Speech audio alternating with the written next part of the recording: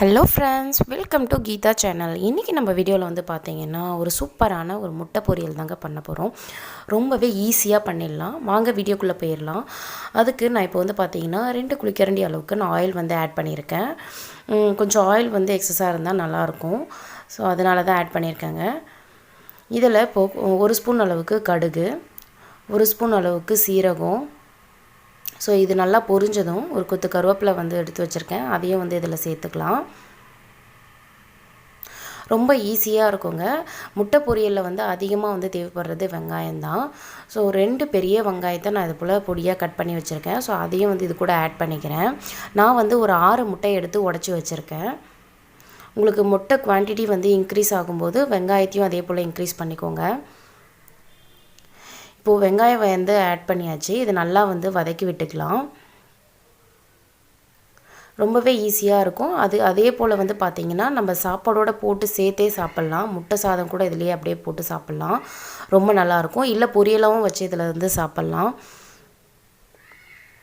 நீங்கள் மிளகுத்தூள் ஆட் பண்ணுறதா இருந்தால் பச்சை மிளகா வந்து ஆட் பண்ணாதீங்க. அதனால தான் நான் பச்சை மிளகா வந்து ஆட் பண்ணல. இப்போது ஒரு 2 தக்காளி வந்து கட் பண்ணி வச்சுருக்கேன், மீடியம் சைஸு. ஸோ அதையும் வந்து இது கூட வந்து ஆட் பண்ணிக்கிறேன். வெங்காயம் நல்லா வதங்கிருச்சு. பச்சை மிளகா சேர்க்கறதா இருந்தால் இந்த ஸ்டேஜில் சேர்த்துக்கலாம். இப்போது பாருங்கள், இது நல்லா வதங்கிருச்சு. இந்த டைமில் மசாலா ஆட் பண்ணிடலாம்.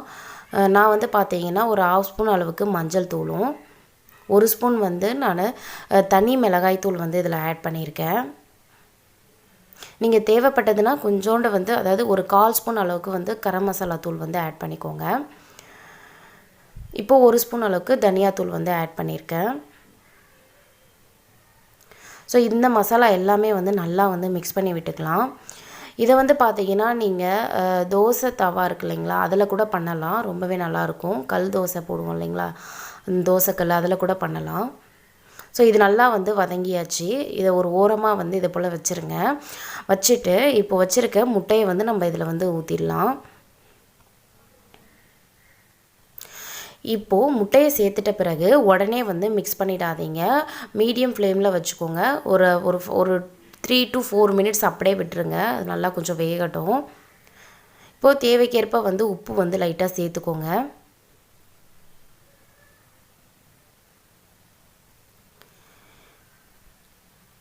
ஒரு 4 மினிட்ஸ் கிட்ட அப்படியே வச்சுருங்க. அதுக்கப்புறம் வந்து இதை கிளறி விடுங்க, மிக்ஸ் பண்ணி விடுங்க. அப்போ தான் கொஞ்சம் நல்லா வந்து முட்டையாக நல்லா வரும் பொரியல். ரொம்ப சூப்பராக இருக்கும். பாருங்கள், இப்போ ஃப்ளேம் வந்து மீடியமாக வச்சுட்டு நல்லா வந்து மிக்ஸ் பண்ணி விடுங்க. ரொம்ப பொடி மாசாட்டம் வேணும்னா நீங்கள் ஒரு டம்ளர் வச்சுட்டு நல்லா வந்து இப்படி குத்தி குத்தி விட்டிங்கன்னா ஹோட்டலில் செய்கிறாப்புலையே கிடைக்கும். இதே போல் நல்லா வந்து குத்தி குத்தி விடணும். அப்போ தான் வந்து சின்ன சைஸில் வரும்.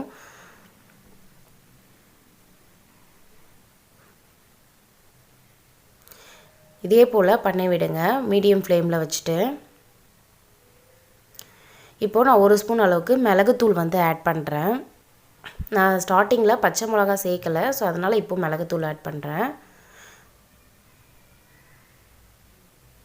பாருங்கள், இதே போல் நல்லா குத்தி குத்தி விட்டு நல்லா வந்து பொடி சைஸாக ஆக்கிக்கோங்க. நல்லாயிருக்கும். நீங்கள் சாப்பாட்டோடு மிக்ஸ் பண்ணி சாப்பிட்டிங்கன்னா இன்னும் டேஸ்ட்டாக இருக்கும்.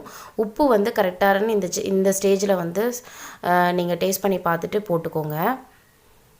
எனக்கு கரெக்டாக தான் இருந்துச்சு. ஏன்னா நான் ஆனியன் வந்து வதங்கும் போதே கொஞ்சம் லைட்டாக ஆட் பண்ணிட்டேன். பாருங்கள், இப்போ சூப்பரான முட்டை பொரியல் ரெடி ஆகிடுச்சு. இதே போல் நீங்களும் வீட்டில் ட்ரை பண்ணி பாருங்கள். எப்படி இருந்தது ஃபீட்பேக் வந்து கமெண்ட் பண்ணுங்கள்.